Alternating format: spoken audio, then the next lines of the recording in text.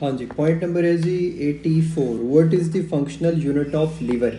Liver का जो functional unit है उसे कहते हैं हेपेटिक एसिनस। हेपेटिक एसिनस कहते हैं फंक्शनल यूनिट ऑफ लीवर को। ठीक है, आगे कुछ पास्ट एमसीक्यूज हैं। एचबी सेकंड ट्राइमेस्टर में कौन बनाता है? तो वो लीवर बनाता है। इसका निमोनिक होता है यंग लीवर सिंथेसाइजेस ब्लड। ठीक है, तो पहले योक सैक, उसके बाद फिर लीवर, ठीक है, फिर जो है वो स्प्लीन, और ब्लड से बोन मैरो, उसके बाद बोन मैरो। तो young liver synthesizes blood second trimester में लीवर जो है वो एचबी बनाता है। लीवर डैमेज और रीजनरेशन हेपेटोसाइट्स ग्रोथ फैक्टर या हेपेटोसाइट से होती है। ठीक है, और डाई अगर पास कर रही हो, जॉइंटिस के पेशेंट में डाई अगर पास करनी हो तो लिगामेंटम टीरीज, जो लीवर का लिगामेंट होता है ना, लिगामेंटम टीरीज, उसके थ्रू डाई पास करते हैं। ठीक है, लीवर डिजीज़ में सूडोकोलिनेस्ट्रेसेस जो होते हैं वो डिक्रीज करते हैं। ठीक है, और लीवर जो होता है वो एंडोडर्म ऑफ वेंट्रल फोरगट जो होता है ना, ठीक है, वो बेसिकली बनाता है इसमें हेपेटोसाइट्स। ठीक है, और लीवर ट्रांसप्लांटेशन, जब भी पोस्ट ट्रांसप्लांट इन्फेक्शन हो तो उसमें हमेशा साइटोमेगैलो वायरस जो होता है ना, साइटोमेगैलो ऑर्गेनिज्म होता है।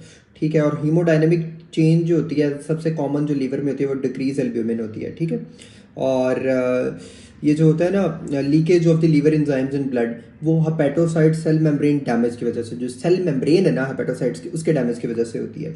ठीक है, और लीवर क्रोनिक लीवर डिजीज़ में कौन सी ड्रग जो होती है वो कॉन्ट्रा इंडिकेटेड होती है? तो वो होती है pentazocine. Major storage of iron in the body जो होता है वो लीवर होता है। Major storage of iron in the body is what sir?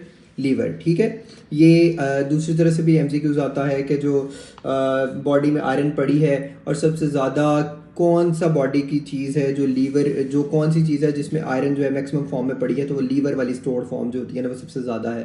ठीक है, एचबी का भी ऑप्शन दिया होता है, इस तरह डिफरेंट ऑप्शंस दिए होते हैं, तो दिस इज लीवर से।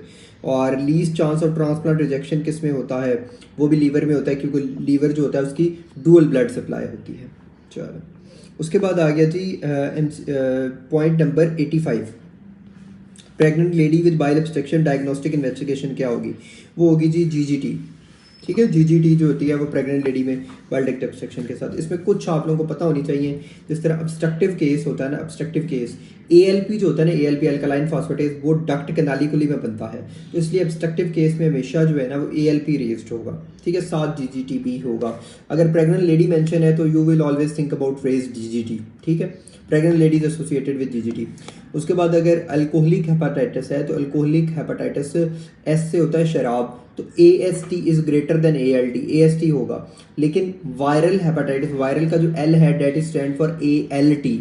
ठीक है, तो A L T viral hepatitis में या वायरल चीज़ों में ए एल टी रेज्ड होगा। ठीक है, मेजरी बॉडीज अल्कोहलिक हेपेटाइटिस में होती हैं। टाइप्स ऑफ जॉइंटिस आप जीजीटी से डिफरेंशिएट कर सकते हो। उसके अलावा प्रेग्नेंट लेडी में भी जीजीटी होता है। येलो स्टेन्स इन डायपर जो होता है वो बिलियरी एट्रेजिया शो कर रहा है, और पेनक्रियाटाइटिस में इंक्रीज सीरम अमाइलेज होता है। ठीक है, अगर वो कहे कि क्वाक की मेडिसिन है, क्वैक की मेडिसिन है, हकीम की मेडिसिन है, तो उसमें ए एल टी रेज्ड करेगा। ठीक है, सिंपल है। आगे इनके कुछ एमसीक्यूज है। एमसीक्यूज में damage to bile duct will increase. ठीक है, बाइल डक्ट का डैमेज जो है वो अल्कलाइन फॉस्फेटेज को इंक्रीज करेगा। ठीक है, और कुछ जो होता है जिसमें उसने जो है ना पेन, डीप जॉइंटिस और raised conjugated bilirubin, increase ALP और एचबी, तो इसमें पिगमेंट स्टोन्स भी ऑप्शन में आता है। हेपेटिक इनकेफलोपैथी ग्रेड 4 जो होता है वो पैरासीटामोल करवाती है। ठीक है, वेरी इंपॉर्टेंट एमसीक्यू। एएलटी और एएसटी जो होते हैं वो किस विटामिन को यूज़ करते हैं? वो पैराडॉक्सिन को यूज़ करते हैं एज ए को फैक्टर, विटामिन B6 को।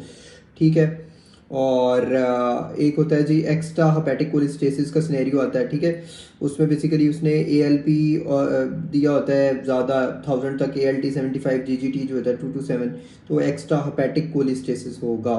Extra hepatic cholestasis basically liver के बाहर कोई मसला, जिस तरह गॉल स्टोन्स वगैरह और ये चीज़ें हो गई, तो उसने बाइलरी ऑब्स्ट्रक्शन भी दी होगी, लेकिन we will prefer in such scenarios जो है ना वो एक्स्ट्रा हेपेटिक कोलिस्टेसिस। ठीक है, क्योंकि अल्कलाइन फास्फेटेज जो होता है वो बाइल डक्ट ऑब्स्ट्रक्शन में रेस्ट करता है, तो this is one in a kind of extra hepatic cholestasis. Most common cause of neonatal hyperbilirubinemia क्या होता है? वो फिजियोलॉजिकल होता है। न्यूनेटल जॉइंटिस जो होता है फिजियोलॉजिकल होता है। नटमैग लीवर जो होता है वो क्रोनिक पैसिव कंजेशन में होता है। ठीक है, और इंटरवोवन फिलामेंट्स जो होते हैं वो कौन से होते हैं लीवर में? वो इंटरमीडिएट फिलामेंट्स होते हैं, इंटरमीडिएट फिलामेंट्स होते हैं। Thank you.